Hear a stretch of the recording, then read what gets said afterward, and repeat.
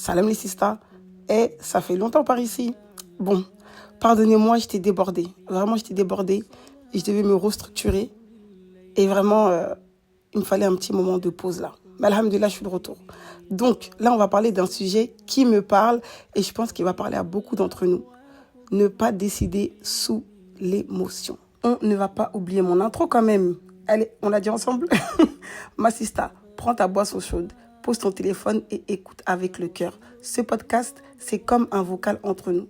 Du boost, un rappel et surtout de l'amour. Donc, bismillah. Bon, revenons à nos moutons. Les sistas, combien de fois on a agi sous la colère, sous la tristesse ou même parfois dans un moment d'extrême joie. En fait, à ce moment-là, les filles, c'est pas ta raison qui guide, c'est pas ton cerveau, c'est ton émotion. Et l'émotion, les filles, c'est pas pour rien que même dans notre religion, il nous est dit de ne pas agir sous l'émotion. Même quand c'est une extrême joie. Hein. Parce que parfois, tu peux, par exemple, donner un truc à quelqu'un parce que tu es trop heureuse, tu es trop bien, et après tu regrettes. Parce que c'est pas toi qui a guidé cette action, c'est l'émotion. Et aussi, c'est pas pour rien qu'on dit qu'il ne faut pas prononcer le divorce dans un moment d'extrême colère parce que tu ne te contrôles pas non plus.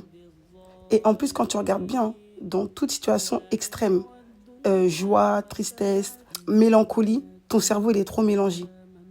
Tu réfléchis pas comme d'habitude. Je pense qu'il y a beaucoup d'émotions qui peuvent jouer sur nos actions et même sur notre manière de penser sur l'instant. Mais moi, j'en ai gardé 3. On va dire qu'il y en a 3 que je vais évoquer ici.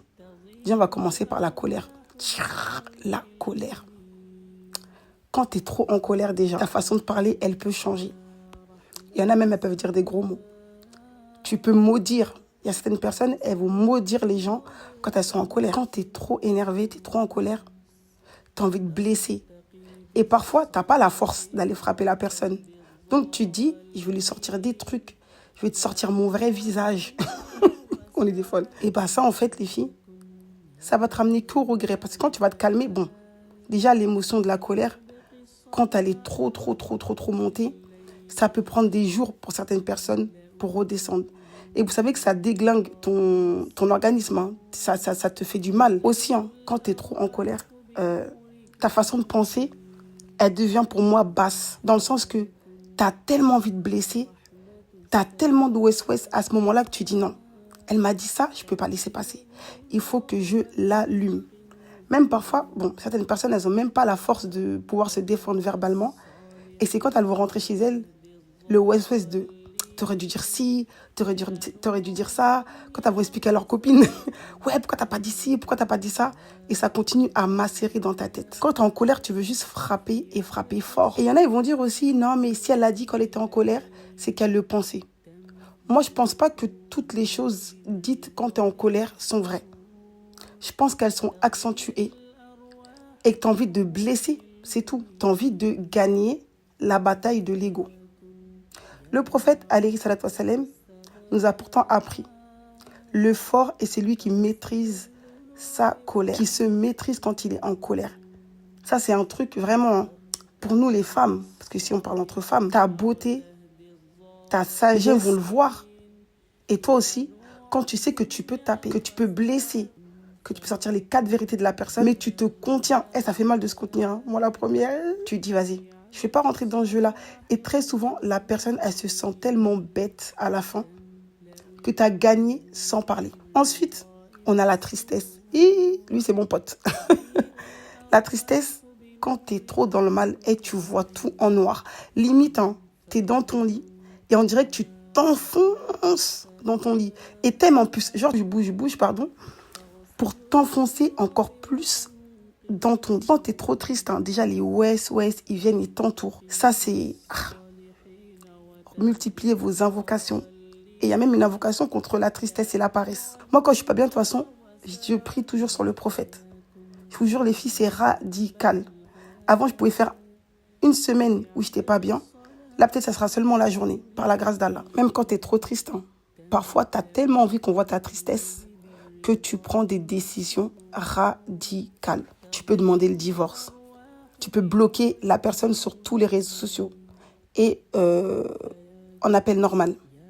Tu peux quitter un projet ou rompre des liens du sang ou des liens amicaux qui sont pourtant très, très, très, très, très forts pour toi. Juste parce que ton cœur, il est lourd, t'as mal, tu dis non, je ne peux pas rester dans ça. Mais quand l'orage, il va passer, là, tu vas te rendre compte qu'en fait, c'était l'émotion. Et même parfois, tu as honte de revenir en arrière. Tu te dis, chi, je suis partie trop loin là. Ça, il faut vraiment se canaliser. Ça détruit. Et parfois, il y a des choses qui sont dites ou des actes qui sont faits qui sont soit très durs à rattraper ou soit impossibles parce que la personne en face, elle a trop été blessée. L'extrême joie excessive. Même dans la joie, il faut savoir être modéré. Il faut savoir se contrôler parce que c'est un piège. Tu peux donner, par exemple, je sais pas, tu peux promettre un truc à quelqu'un parce que tu es trop contente, mais avec le temps, tu ne pourras pas le faire. Tu peux même me dire, par exemple, ah là, si tu me donnes ça, moi, je vais jeûner pendant 1 mois. À te la donner, le jeûne, ça devient un fardeau pour toi. Et tu es obligé de jeûner, je crois, en plus, parce que c'est comme si tu avais fait un contrat. Quand tu es trop dans l'extrême joie aussi, tu acceptes plus facilement des choses. Des petites choses ou comme des grandes choses, ça dépend. Hein. Sans forcément réfléchir et sans voir s'il y a des conséquences ou pas par la suite. C'est l'euphorie qui parle. L'euphorie, tu as la réalité qui arrive. Et très souvent, c'est avec les regrets. Parce que c'est pas pour rien que dans notre religion, tout doit être mesuré, contrôlé. Rien d'excessif. Allez, moi j'aime bien donner des exemples. Moi, j'avais une phase, quand j'étais pas bien, en colère, trop triste, j'aimais bien bloquer mes amis intimes, mes sœurs. Surtout une en particulier, j'aimais bien la bloquer. Tout le temps, j'aimais la bloquer. Vas-y, on s'embrouillait, je la bloquais direct. Un jour, je l'ai bloquée, elle m'a dit, ne viens plus me parler. Je suis fatiguée de tes foutaises là. Et en plus, j'arrivais pas à m'excuser parce que l'ego, il était là. Moi, je dis, tant pis, hein, si tu veux plus et tout. Je n'assumais pas les filles, j'en dormais même pas. J'arrivais pas à dormir. Et je vous jure qu'elle m'a éduquée. Parce que depuis qu'elle m'a fait ce coup d'état, je la bloque plus. Même quand je suis trop énervée, je dis, ouais, t'as de la chance que tu m'as dit ça la dernière fois, sinon je t'aurais bloqué. Mais je peux pas. Parce que là, je sais qu'elle a imposé des limites. Les filles, hein, le pouvoir, c'est la parole. Parce que tes mots, c'est des flèches. Et vraiment, comme on dit, hein, en tout cas chez nous, on dit ça, des fois même parler, dire des paroles, ça fait plus mal que taper la personne. Et une fois qu'ils sont versés, là, on ne peut plus ramasser. Hein, ça, c'est un truc qu'il faut contrôler sa langue. La langue, quelque chose qui va emmener, c'est un organe, hein, ouais, c'est un organe ou un muscle, je ne sais plus, qui va emmener énormément de personnes en enfer. Il faut qu'on sache le maîtriser. Pour nous déjà, pour notre digne, pour l'éducation de nos enfants, parce que tu ne peux pas apprendre quelque chose à d'autres personnes si toi-même tu ne le fais pas. En tout cas, nous les femmes, en tout cas beaucoup d'entre nous, on n'a pas la force. On ne peut pas se battre. Et les hommes, très souvent, voilà, hein, dès que ça commence à dégénérer, bam, bam, bam, les coups, ils pleuvent. Nous, pardon, on n'a pas ça. Nous, c'est notre bouche.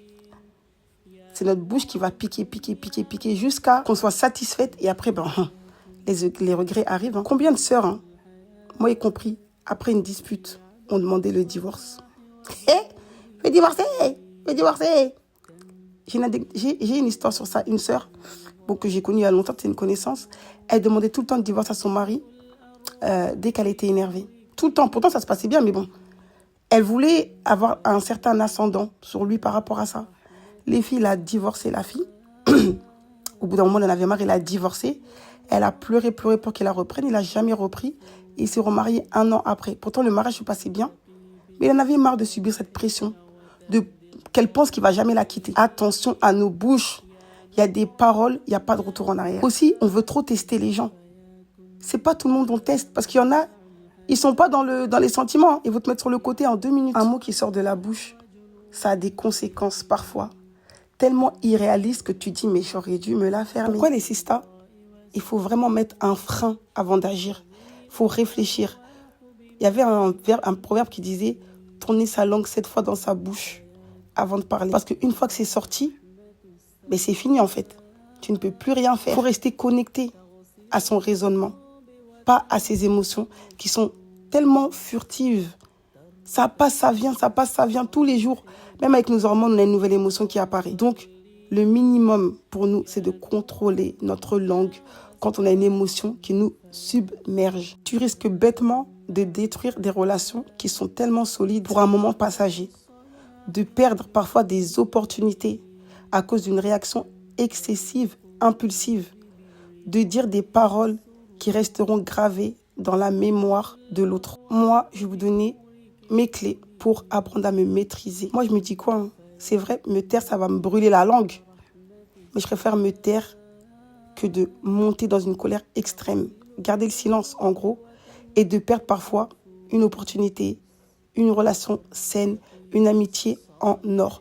Moi, j'ai déjà collaboré avec des personnes qui m'insupportaient, les filles. Mais il faut voir comment je vais maîtriser. Parce qu'en fait, moi, je suis là, c'est pour instant B. C'est pour quelque chose de précis. Après, toi et moi, on n'aura plus jamais de contact. Une autre astuce, prendre de la distance. Bah oui, c'est bête, mais quitte la pièce. Si c'est au téléphone, tu dis, écoute, là, je vois que c'est chaud, on se rappelle. Va boire de l'eau, assis-toi. Si tu es trop énervé, allonge-toi. Respire de façon profonde. Je vous jure, les filles, ça paraît bizarre, mais ça marche. Vraiment, ça marche. Ensuite, les filles, ne pas écrire ou envoyer des messages à chaud, direct, comme ça. Genre, à la raccrocher ou quoi. Toi, tu prends ton téléphone, tu veux débiter. Non. Si tu veux, va dormir, c'est mieux. Ou même, appelle quelqu'un d'autre. Appelle une autre personne à qui tu pourras raconter et qui pourra te conseiller. Une personne sage, hein, pas quelqu'un qui aime envenimer les choses encore plus. Fais des invocations. Seigneur, je me réfugie auprès de toi contre le mal de mon âme ou contre la colère qui est en train de me ronger. Tout ça, les filles, c'est des trucs, ça a marché. Jusqu'à tu vas dire, oh là là, mais là, ça aurait été avant, je l'aurais démarré. Finalement, non. T'as pas le temps pour ça maintenant.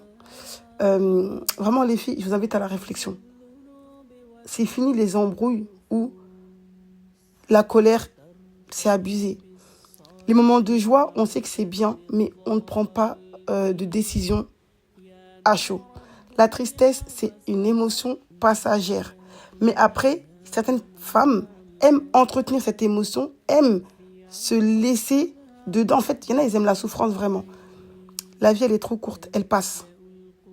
Je sais pas, t'as 25 ans, 30 ans, 35, 40, 50 ans, je sais pas. Est-ce que tu t'es dit que ça allait passer aussi vite? Est-ce que tu as le temps de te faire gérer par tes émotions? Pardon. On a une vie à bâtir. Aucun regret à avoir dans notre vieillesse, c'est ça notre objectif. Et travailler notre foi. Si vous ne connaissez pas la prière sur le prophète, je vous invite vraiment à l'apprendre parce qu'elle est incroyable. Bon, mes sisters, ça faisait longtemps. J'espère que ce podcast, il va vous plaire.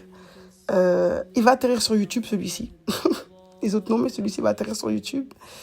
Et vraiment, les filles, je vous dis, hein, la parole, c'est un dépôt. Elle peut bâtir un foyer comme elle peut l'effondrer.